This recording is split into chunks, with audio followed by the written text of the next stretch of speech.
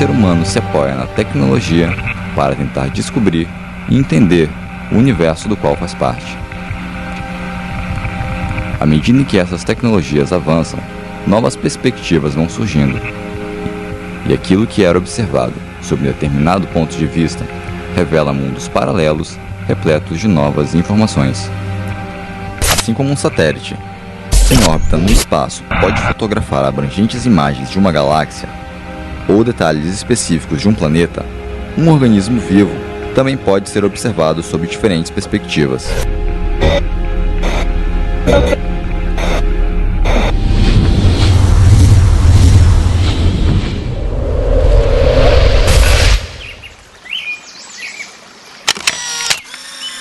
À primeira vista, podemos observá-los ao nível de suas relações sociais e ambientais.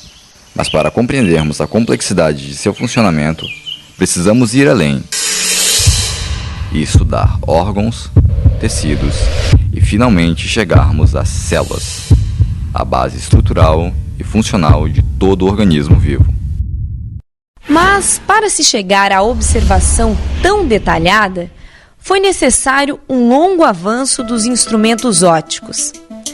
A invenção do primeiro microscópio data de 1590 e é atribuída aos irmãos holandeses Francis e Zacharias Janssen. Através deste tipo de equipamento, Robert Hooke, observando um pedaço de cortiça, notou que esta era composta de pequenas cavidades, às quais atribuiu o nome de células. Mas a estrutura celular só começa a ser descrita a partir de 1833, quando Robert Brown descreve o núcleo celular, presente nas células eucariontes. Células eucariontes são aquelas em que o material genético se encontra rodeado por uma membrana, que o individualiza do citoplasma celular. Diferente das células procariontes, aquelas encontradas em seres extremamente simples como as bactérias, nas quais o material genético se encontra disperso no citoplasma. Uma célula eucarionte é formada por 3 partes fundamentais: a membrana celular, o citoplasma, onde estão mergulhadas as organelas, e o núcleo, que contém o material genético. As células vegetais se diferenciam das células animais por serem maiores, apresentarem cloroplasto, vacúolos, parede celular e ausência de centríolos. No citoplasma é onde estão as organelas e onde ocorrem as reações químicas. Os centríolos estão envolvidos na divisão celular. As mitocôndrias realizam a respiração celular. O retículo endoplasmático transporta substâncias. Os ribossomos sintetizam proteínas. O complexo de Golgi processa estas proteínas, adaptando-as para as mais diversas funções. Lisossomos são encarregados pela defesa e nutrição da célula. O citoesqueleto é um emaranhado de proteínas que dá forma e auxilia na movimentação celular. E os plastos são organelas exclusivas das células vegetais, que têm a capacidade de absorver a luz solar e sintetizar compostos orgânicos. Os vacúolos são responsáveis pela osmorregulação. O núcleo é onde se armazenam as informações genéticas e onde ocorre o controle das reações químicas da célula. Todas estas organelas trabalham articuladamente, numa rede de processos que as faz interdependentes. No entanto, para podermos aprofundar nosso estudo, vamos nos focar em 3 processos fundamentais, ignorando por ora outras funções celulares.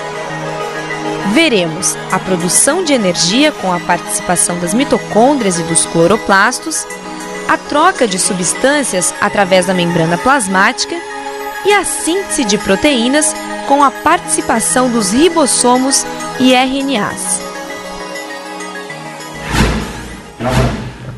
As células, para realizarem suas funções, ela necessita de energia.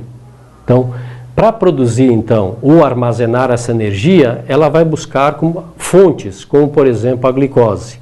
A glicose, disponível numa célula, no seu citoplasma, ela passa por uma série de reações químicas, onde essa glicose vai ser desmontada, liberando energia, e essa energia, então, vai ser transferida por uma molécula chamada de ATP. E o ATP é uma fonte imediata. Por que uma fonte imediata?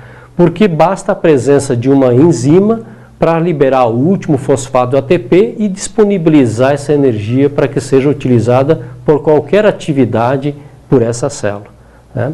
E por que então não poderia ser utilizada a energia diretamente de uma molécula, por exemplo, de glicose? Porque, em primeiro lugar, se for liberada toda aquela energia de uma molécula de glicose de uma forma imediata, o que vai acontecer? Parte dessa energia ela é liberada numa forma de calor. E isso levaria, então, à temperatura do organismo.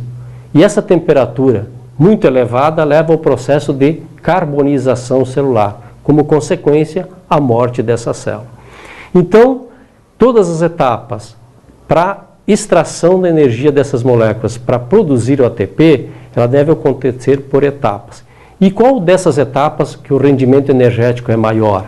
Exatamente no interior de uma organela chamada mitocôndria, que nós chamamos usina produtora de energia. É lá que existem complexos enzimáticos que têm essa capacidade de extrair ou de aproveitar o máximo dessa energia dessas fontes, como por exemplo a glicose, os lipídios e assim por diante.